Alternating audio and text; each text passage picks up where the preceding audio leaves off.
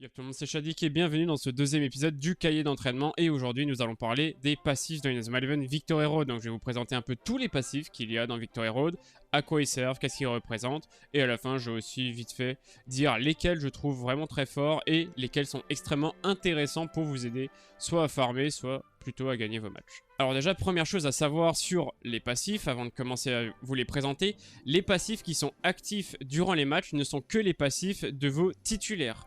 Donc c'est à dire que si par exemple vous aviez des passifs qui sont très intéressants sur certains de vos joueurs, mais que ces joueurs sont sur le banc, leurs passifs ne sont pas activés. Vraiment, les passifs qui sont actifs durant les matchs, ce sont les passifs de tous vos titulaires. Donc choisissez bien qui vous mettez sur le banc et qui vous mettez directement sur le terrain pour avoir les meilleurs passifs directement dès le début du match. Bien, commençons sans plus tarder du coup avec deux passifs qui sortent vraiment du lot par rapport au reste. C'est tout simplement deux passifs qui vous seront utiles hors des matchs et non pendant les matchs. Les autres passifs vont vous donner un avantage sur le terrain, mais ceux-là, ils vont plutôt vous être utiles hors du terrain. C'est tout simplement le taux de chute des objets rares et des objets communs. Ce sont deux passifs différents et qui sont extrêmement intéressants pour pouvoir farmer très rapidement, que ce soit des objets pour acheter des items après dans la boutique ou pour obtenir plus facilement des cartes, enfin des esprits plutôt, désolé, des esprits qui vont vous permettre d'augmenter la rareté de vos personnages. C'est deux passifs qui sont extrêmement intéressants à mes yeux, tout simplement pour pouvoir farmer très rapidement, et je vous conseille fortement de vraiment avoir une équipe structurée autour du taux de chute des objets communs et rares pour vraiment vous faciliter la vie et pour farmer très très rapidement. Je vous conseille quand même d'utiliser cette équipe contre les bots, donc en PvE et non en PvP, parce que vous perdrez du coup beaucoup de passifs qui peuvent être très intéressants en PvP pour vous permettre de gagner vos matchs, mais là en PvE c'est surtout pour moi et à mes yeux pour pouvoir farmer extrêmement rapidement et gagner des objets et des items très très facilement et très rapidement. Donc je vous conseille vraiment d'utiliser ces deux passifs dans le PvE et comme ça vous allez aller beaucoup plus vite dans votre farm tout simplement. Bien, du coup continuons avec les passifs qui vous seront utiles directement durant vos matchs et on va commencer par les passifs des joueurs. Et oui, parce que les coachs aussi ont des passifs qui sont extrêmement intéressants, mais on va commencer par les joueurs et on va commencer par les passifs qui touchent directement les remparts. Alors déjà, qu'est-ce que c'est que le rempart? Le rempart, c'est la fameuse muraille qui est autour de vos défenseurs lorsque vous êtes en mode zone gardien. Et habituellement, ces remparts vous permettent de bloquer des tirs, enfin de ralentir ou de bloquer les tirs. Et du coup, il existe deux types de passifs pour ces remparts. Le premier passif qui va augmenter la défense de ces remparts. Et à l'inverse, un passif qui va vous permettre de détruire plus facilement ces remparts.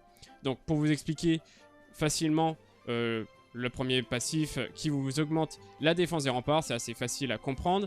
C'est tout simplement, vous allez avoir un boost au niveau de vos remparts. Donc par exemple, si vous aviez, je sais pas, un rempart qui était à 300 de puissance, enfin de défense, et bien il peut monter jusqu'à 315. Ce qui est très très intéressant, ça va vous permettre de bloquer plus facilement certains tirs qui sont plus puissants ou de mieux les ralentir. C'est un passif qui est surtout donné aux gardiens et aux défenseurs et la plupart du temps, il est actif soit pour les joueurs qui sont proches de votre joueur qui a le passif, soit pour les joueurs qui ont la même position ou des positions différentes. Bon, c'est à peu près la même chose pour tous les passifs, vous allez le voir. Mais voilà, donc la défense, c'est ce boost des défenses, c'est surtout donné aux gardiens et aux défenseurs. Et à l'inverse, le passif qui va vous permettre de plus facilement détruire les remparts ennemis, donc c'est-à-dire donner un petit boost de puissance à votre attaque lorsqu'il tombe face à un rempart, c'est très souvent donné soit à certains attaquants ou à certains milieux de terrain, et encore, je crois que c'est surtout à des attaquants. Mais ces deux passifs sont très intéressants, un beaucoup plus défensif, un beaucoup plus offensif. Bien, du coup, passons au passif qui va vous permettre de gagner plus facilement vos duels.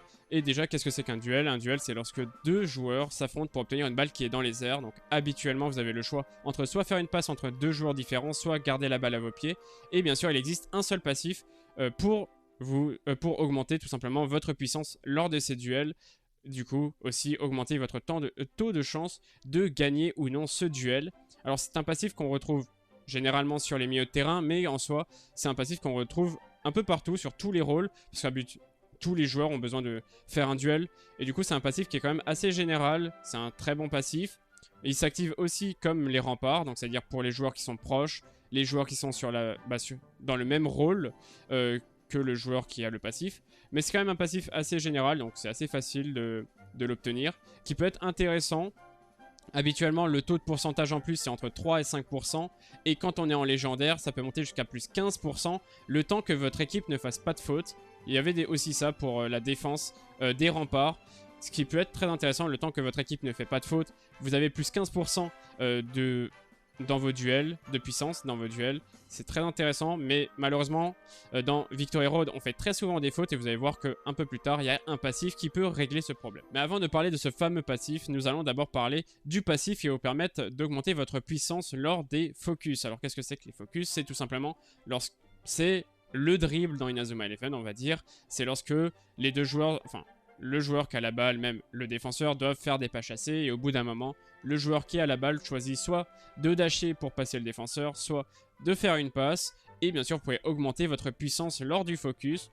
Il n'y a qu'un seul passif qui est toujours le même qui vous permet d'augmenter la puissance des focus. Donc pour moi, je pense que quand il parle de puissance des focus, c'est lorsque vous êtes avec le ballon, bah, du coup ça augmente votre puissance d'attaque pour pouvoir tout simplement passer le défenseur lors du mode focus. Et sinon, à l'inverse, lorsque vous n'avez pas la balle et que vous êtes défenseur, ça augmente votre défense lors du focus. C'est très intéressant, c'est quand même, je pense, c'est l'un des passifs les plus intéressants parce que c'est grâce au focus que vous pouvez gagner le plus facilement de la tension, donc obtenir vos techniques beaucoup plus facilement et plus rapidement durant vos matchs.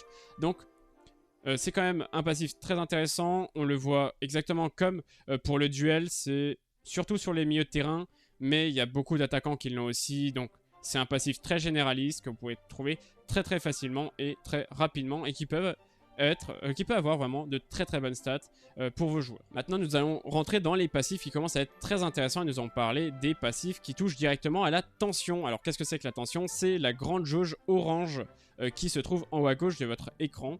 Tout simplement, c'est par cette jauge que vous allez pouvoir utiliser ou non des techniques spéciales dans Inazuma Eleven Victory Road.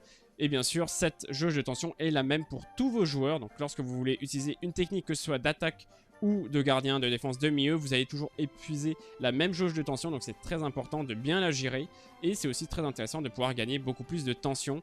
Alors vous gagnez de la tension lorsque vous remportez vos duels ou vos focus. Et du coup, il y a bien sûr un passif qui vous permet d'augmenter d'obtenir beaucoup plus de tension lorsque vous remportez l'un des deux. Habituellement, lorsque vous remportez un focus, vous gagnez 60 points de tension. Là, vous pouvez monter jusqu'à 65, 70 même, je pense, voire 75 de tension en plus. Donc ça peut être très, très intéressant. Et bien sûr, il y a un autre passif que je trouve plutôt intéressant au niveau de la mécanique. C'est tout simplement le vol de tension. Alors, je ne sais pas trop comment ça fonctionne, mais le vol de tension, en gros, il s'active, enfin, pour ma part, il s'active lorsque l'adversaire préfère faire une passe, lorsqu'il a la balle, lors d'un focus. Lorsque l'adversaire préfère faire une passe, au lieu de vous affronter dans le focus, et bien là, vous pouvez lui voler de la tension. C'est quand même très intéressant. À voir comment ça fonctionne réellement, je n'ai jamais vu le fait que je me sois fait voler ou non de l'attention, mais ça peut être un passif extrêmement intéressant mécaniquement parlant et j'ai hâte de voir comment ils vont l'améliorer dans le futur, si jamais ils doivent l'améliorer. Bien maintenant que je vous ai parlé de la tension, je vais vous parler tout simplement des passifs qui touchent directement à la puissance de lien. Alors la puissance de lien c'est un peu plus compliqué que la tension. Déjà, où est-ce qu'on peut voir notre puissance de lien? On peut la voir sous notre jauge de tension, donc c'est le petit éclair vert avec le pourcentage à côté. Et comment est-ce qu'on peut obtenir de la puissance de lien? Habituellement, la puissance de lien, on l'obtient lorsqu'on fait des passes avec nos joueurs. Donc, à chaque fois qu'on fait une passe, on obtient plus 1 en pourcentage de puissance de lien. Et lorsque l'adversaire nous pique la balle, eh bien, cette puissance de lien diminue petit à petit. Donc, il faut très vite récupérer la balle pour regarder sa puissance de lien. Je crois qu'à l'heure actuelle, je ne suis pas sûr, donc n'hésitez pas à me corriger dans les commentaires. Je crois que la puissance de lien à l'heure actuelle est capé au maximum à 30%. Donc ça, n'hésitez pas à me dire si je me trompe. Et à quoi vous sert cette fameuse puissance de lien? C'est tout simplement lorsque vous faites votre shoot final, tout simplement, cette puissance de lien va augmenter la puissance de votre dernière frappe. Et du coup, c'est toujours très intéressant. Et bien sûr, il y a des passifs qui vous permettent d'obtenir beaucoup plus de puissance de lien que normalement. Déjà, il y a un passif qui est très intéressant, c'est que vous allez obtenir de la puissance de lien lorsque l'adversaire va commettre une faute. Donc ça, c'est très intéressant. Je ne sais pas combien de pourcents déjà vous allez obtenir en puissance de lien, mais c'est déjà très sympa. Et surtout que, malheureusement, dans Victory Road, il y a énormément de fautes en soi. Donc, c'est assez facile du coup d'obtenir rapidement de la puissance de lien grâce aux fautes. Et sinon, il y a aussi, je crois, un passif qui va tout simplement vous augmenter votre gain de puissance de lien à chaque passe. Je crois que c'est Asuto, donc Sonny White, qui a ce passif, et aussi Arion Sherwin qui a aussi ce passif. Je crois que vous pouvez monter jusqu'à 200% de puissance de lien en plus. Donc c'est-à-dire que lorsque vous faites une passe, au lieu de monter de plus 1, vous pouvez monter de plus 2, voire même plus 3, plus 4. Donc c'est quand même pas mal. Et le passif de lien, comme je vous l'ai dit, sert surtout pour la puissance de votre dernière frappe. C'est pas vraiment un passif que je vous conseille, parce qu'en vrai la puissance de lien, c'est pas la chose que j'utilise le plus, et même je l'utilise jamais et je la regarde jamais. Ça peut être intéressant, selon si vous voulez vous amuser à faire des frappes extrêmement puissantes et si vous jouez extrêmement collectif. Mais ce n'est pas mon cas, donc je vous conseille de pas trop privilégier ces passifs, mais à voir selon votre style de jeu, pourquoi pas. Maintenant passons aux passifs qui sont vraiment les plus intéressants, et là je ne déconne plus. On va commencer tout simplement avec un passif qui fait rager plus d'une personne, parce que ça touche une mécanique assez rageante, et je le comprends. C'est tout simplement le passif qui va vous permettre d'augmenter votre brèche. Alors, qu'est-ce que c'est que la brèche? Alors la brèche, c'est un concept que nous a sorti Level 5. Il existe deux mécaniques assez puissantes. Il existe la brèche et la parade. Les deux sont l'opposé l'une de l'autre. La brèche vous permet, enfin lorsque vous faites une brèche, vous êtes sûr à 100% de marquer. Même si votre puissance de tir était à 1 de puissance et qu'en face le gardien a utilisé une technique qui l'a fait monter à 3000 de puissance, même avec 1 de puissance, vous allez gagner le duel et vous allez marquer le but grâce à la brèche, quoi qu'il arrive. Donc la brèche, c'est quand même quelque chose de très rageant. Et bien sûr, vous avez l'inverse avec la parade. Mais la parade, il n'y a pas de passif, je crois, pour augmenter la parade. Il n'y a que des passifs pour augmenter la brèche. Et je ne sais pas si la parade et la brèche sont reliés, mais je ne crois pas. Mais vraiment, la parade, c'est l'inverse de la brèche, c'est-à-dire que vous êtes sûr à 100% d'arrêter n'importe quel tir.